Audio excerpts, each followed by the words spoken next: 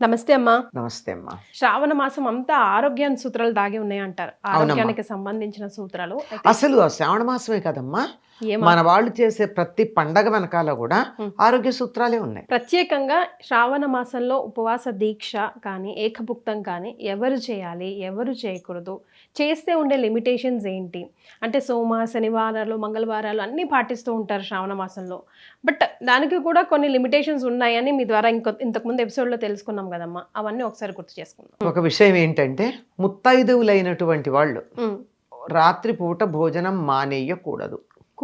చూసారా? ఎందుకంటే వాళ్ళకి కుటుంబ బాధ్యతలు ఉంటాయమ్మా. పిల్లల్ని చూసుకోవాలి, భర్తను చూసుకోవాలి, ఇంట్లో ఉన్నటువంటి పెద్దవాళ్ళు ఎవరైనా ఉంటే వాళ్ళని చూసుకోవాలి, ఎన్నో బాధ్యతలు ఉంటాయి.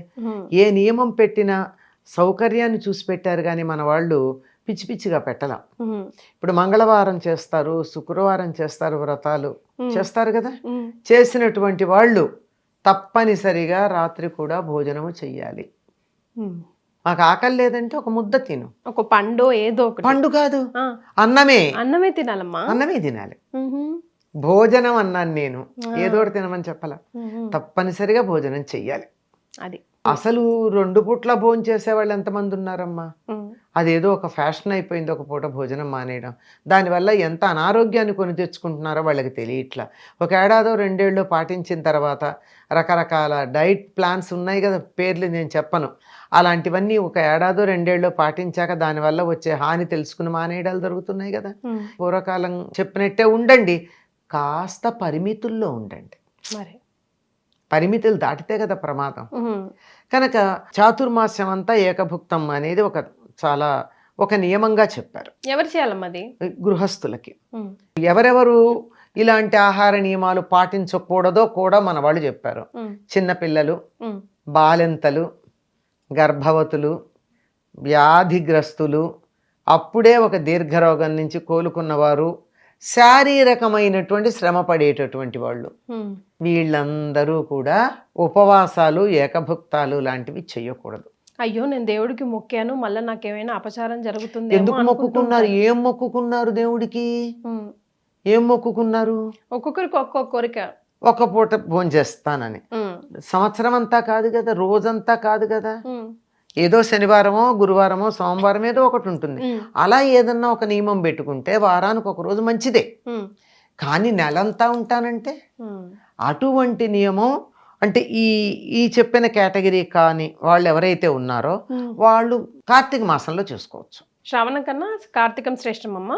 కార్తీక మాసంలో అసలు ఉపవాస నెల అని చెప్తారు కదా అని పూర్తిగా ఉపవాసాలే ఉంటారు, పగలంతా ఉపవాస. అప్పుడు వాతావరణం, అప్పుడు ఉన్నటువంటి పరిస్థితులు వేరు. మరి ఇప్పుడు శ్రావణ మాసంలో అది కాదు. కనుక వీళ్ళు ఉపవాసాలు చేయకూడదు, మిగిలిన వాళ్ళు చేయొచ్చు. చేసినా ఒక పూట మాత్రమే భోజనం మానేయచ్చు, కానీ ఒక పూట మామూలుగా భోజనం చెయ్యాలి. సో అంత డిఫరెన్స్ ఉంది కదమ్మా. శ్రావణం కార్తీకం 1 మంత్ అటు ఇటు అయినా కూడా శ్రావణ మాసంలో అంత స్ట్రిక్ట్ గా చేయొద్దు, కార్తీకంలో స్ట్రిక్ట్ గా చేయాల్సి. 4 మాసాలు తేడా ఉందమ్మా. అదేమో శీతాకాలం, సూర్యుడికి భూమి చాలా దూరంగా ఉండే కాలం అది. ఇది కాదు.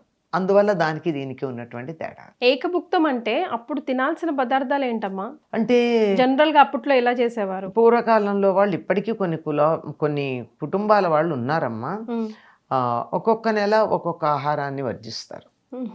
అంటే చాతుర్మాస్యంలో ఒక నెలలో ఆకుకూరలు, ఒక నెలలో పాలు, ఒక నెలలో పెరుగు, ఒక నెలలో పప్పులు, ఇవి తినరు.